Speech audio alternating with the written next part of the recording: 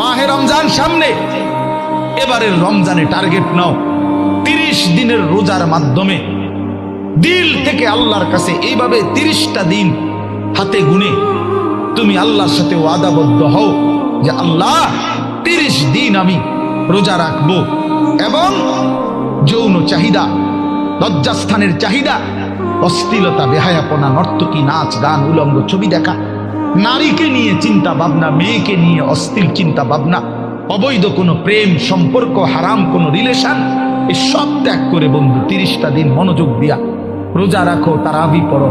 ইফতার করো, সাহারি করো, তাসবিহ পড়ো, তিলাওয়াত করো, কোনো আলেমে দ্বীনের সাথে উঠা বসা করো, ইমাম সাহেবের সাথে সম্পর্ক করো। ইনশাআল্লাহ দেখবা